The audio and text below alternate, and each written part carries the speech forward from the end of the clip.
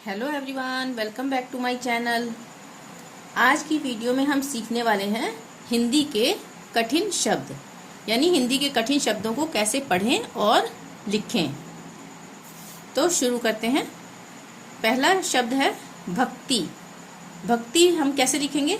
भ लिख के यहाँ पे आधा क इस तरह से बनाएंगे और ये है त। ठीक है, भक्ति। तो भक्ति को हम ऐसे भी लिख सकते हैं, ये, और इस तरफ से मात्रा लगेगी त में। जब भी कोई आधा अक्षर होगा तो उसके इस तरफ से ही पूरे अक्षर के लिए मात्रा लगेगी, ये भक्ति। ठीक है, तो भक्ति को हम ऐसे भी लिख सकते हैं, ये बन गया त। ठीक है, और आधा क के लिए हम ऐसे बनाएंगे। ठीक है, भक्ति, भक्ति हो गया। उसके बाद है आस्तिक। आस्तिक में आस्तिक त पे मात्रा लगेगी, पर यहाँ पे हम आस्तिक नहीं बोल रहे हैं, हम बोल रहे हैं आस्तिक, यानी कि आधा स आ रहा है।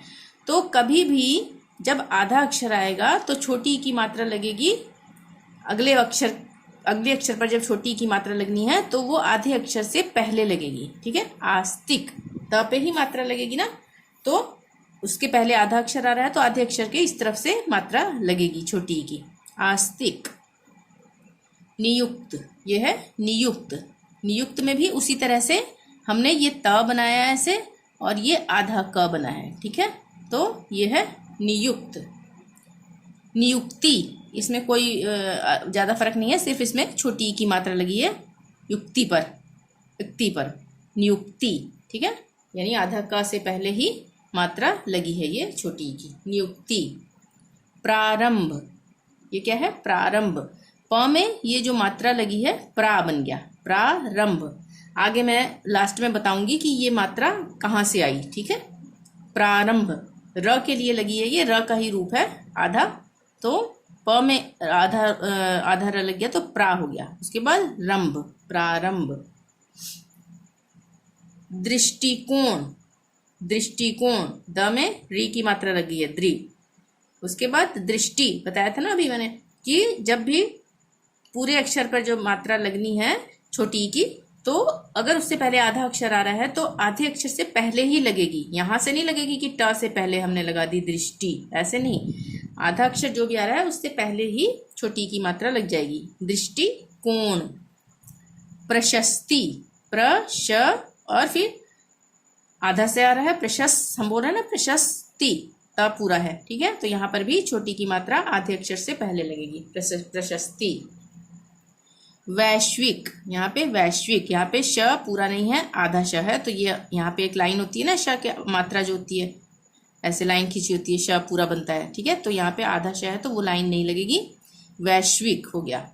यहाँ पे भी ये आधा ही बन गया ना, तो इस तरफ से ही मात्रा लगेगी, वैश्विक। युक्ति, यहाँ पर युक्ति, जो ऊपर मैंने बताया त बना के उसमें आधा क बना हुआ है, युक्ति।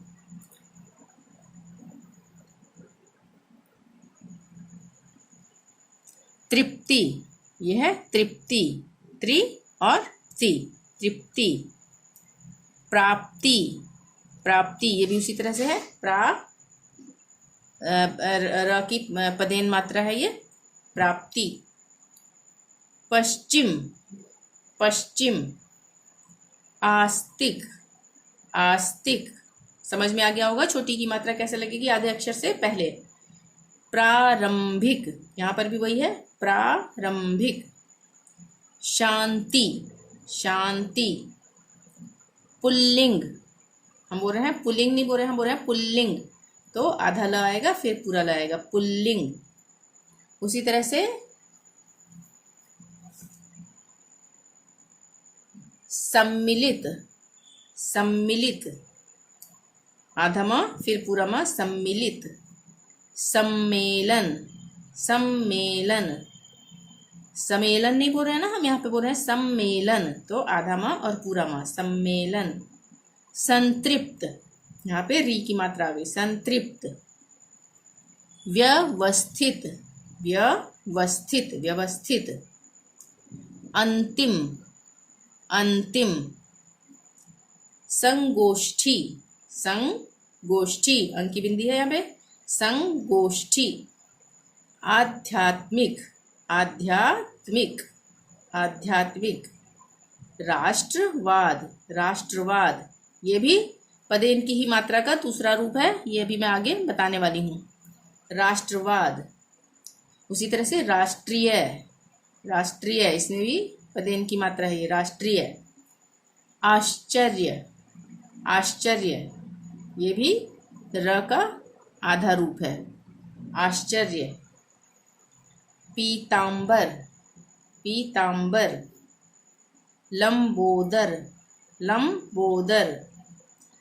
आकस्मिक, आकस्मिक, आधा सा का प्रयोग हो रहा है यहाँ पे, आकस्मिक।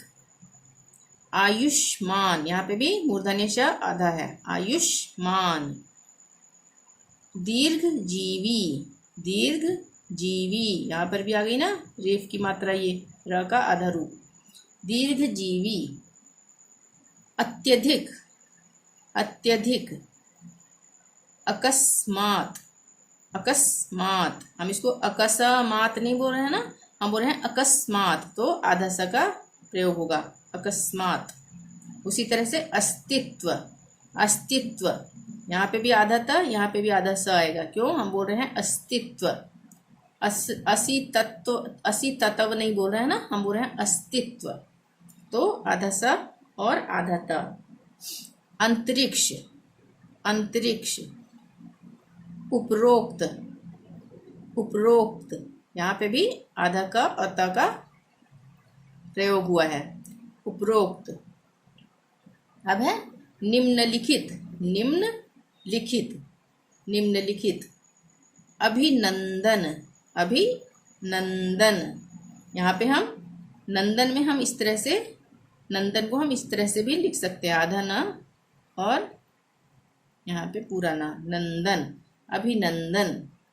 आराध्य, आराध्य। नगण्य, नगण्य, अण आ रहा है यहाँ पे आधा, नगण्य। कार्तिक, कार्तिक, यहाँ पे भी कार हम बोल रहे हैं, आधा आ रहा है ना, यहाँ पे लगेगा ये कार्तिक, मात्रा से भी आगे लगेगा फिर वो कार्तिक, ठीक है। जहाँ पे छोटी की मात्रा लगनी होगी या बड़ी की मात्रा, तो उस मात्रा के आगे लगेगा र, चाहे वो पहले आ रहा है, हम बोल रहे हैं ना कार्तिक, यहाँ पे र पहले आ रहा है ना आधा, पर छोटी की मात्रा का प्रयोग हो रहा है, तो यहाँ पे उस मात्रा के आगे लगेगी वो मात्रा रेफ की। अब है परिवर्तनशील, परिवर्तनशील, वर्तन, व के बाद र आ रहा है ना आधा, वर्तनशील, परिवर्तनशील। क्षितिज, क्षितिज। रुद्राक्ष, रुद्राक्ष, द में आधा र, यानी पदेन की मात्रा, रुद्राक्ष। निर्माणाधीन, निर्माणाधीन, निर्माणाधीन, आधा र आ रहा है, तो ये रेफ की, रेफ का आधा, र का आधा रूप है, यानी रेफ की मात्रा, निर्माणाधीन। उसी तरह से वर्षगांठ, वर्षगांठ, वर्षगांठ। अब हम समझ लेते हैं रेफ और पदेन की मात्रा क्या है, जो मैंने ऊपर शब्दों में लगाई है। रेफ की मात्रा किसी भी अक्षर के ऊपर ये इस तरह से लगती है, ठीक है, जो ऊपर हमने पढ़ा भी, जैसे कार्तिक, इसमें पढ़ा हमने, ठीक है। और क्या पढ़ा था ऊपर हमने, ये दीर्घजीवी, दीर्घजीवी में ये आ रहा है ना र, आधा र, ठीक है, तो ये पढ़ा हमने ऊपर। तो ये है रेफ की मात्रा, इस तरह से किसी भी अक्षर के ऊपर लगेगी, ये है र का ही आधा रूप, ठीक है।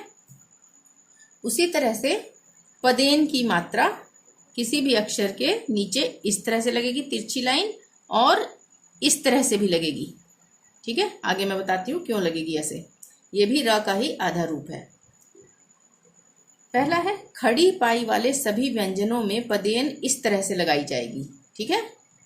खड़ी पाई वाले सभी व्यंजनों में पदेन इस तरह से लगाई जाएगी, किसी भी अक्षर के नीचे ऐसे। खड़ी पाई वाले क्या हो गए, खड़ी पाई वाले हो गए जैसे कि क में क्या है खड़ी पाई, ये, इसको खड़ी पाई बोलेंगे, यानी सीधी खड़ी हुई लाइन, पाई मतलब लकीर या लाइन, ठीक है। उसी तरह से ख में भी ये है खड़ी पाई, इसी तरह से ग में खड़ी पाई, इसी तरह से घ में खड़ी पाई, इसी तरह से ये जो मैंने यहाँ पे व्यंजन लिखे हैं इनमें सब में खड़ी पाई है। तो खड़ी पाई वाले सभी व्यंजनों में इसी तरह से पदेन की मात्रा लगाई जाएगी, यानी र की मात्रा इस तरह से लगाई जाएगी। यानी पदेन का क्या मतलब हुआ, पैरों में, यानी कि नीचे, ठीक है। तो यह जैसे हम लिखते हैं क्रमशः, क से हम लिखते हैं, क में पदेन की मात्रा इस तरह से लगेगी, खड़ी पाई वाला है तो इसलिए यहाँ पे ऐसे लगेगी, क्रमशः, क्रमशः। अब जैसे द है, द में दरिद्र, दरिद्र लिखना है तो द्र आ रहा है ना, तो पदेन की मात्रा लगेगी इसमें, ठीक है, इस तरह से। और उसी तरह से प्रमाण, प में पदेन की मात्रा इस तरह से लगेगी, खड़ी पाई वाला है तो यहाँ पे इस तरह से लगेगी, प्रमाण, ठीक है। और भ्रम, भ्रम क्या है, जैसे ये है खड़ी पाई तो इसमें भी इस तरह से लगेगी, तो भ्रम बन गया। हमें भ्रम लिखना है तो हम ऐसे लिखेंगे। अब है गोलाई वाले व्यंजनों में पदेन की मात्रा इस तरह से लगाई जाएगी, जैसे ये कोई अक्षर है उसमें इस तरह से लगेगी, दोनों तरफ तिरछी लाइन ऐसे ऊपर से मिली हुई, ठीक है।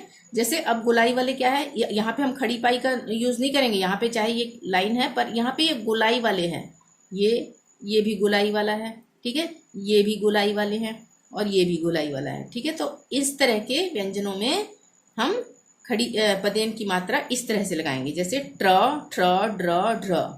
जैसे हमने ट्रक लिखना है, ट्रक में ये इस तरह से लगाएंगे, ट्रक, और ये है ड्रम, ठीक है, तो हम इस तरह से लगाएंगे। और रेफ की मात्रा जो है मैंने अभी बताई, जो ये हमेशा अपने अगले अक्षर पर लगती है।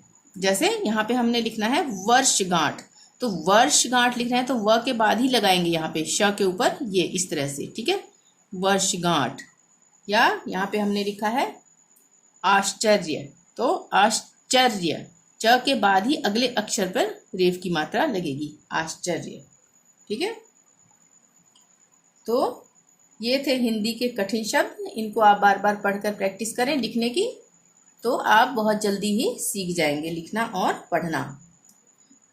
तो आज के लिए इतना ही। वीडियो पसंद आई हो तो प्लीज़ लाइक ज़रूर करें, चैनल को अभी तक सब्सक्राइब नहीं किया है तो प्लीज़ सब्सक्राइब कर लें और शेयर ज़रूर करें। थैंक यू, मिलते हैं नेक्स्ट वीडियो में, टिल देन बाय बाय।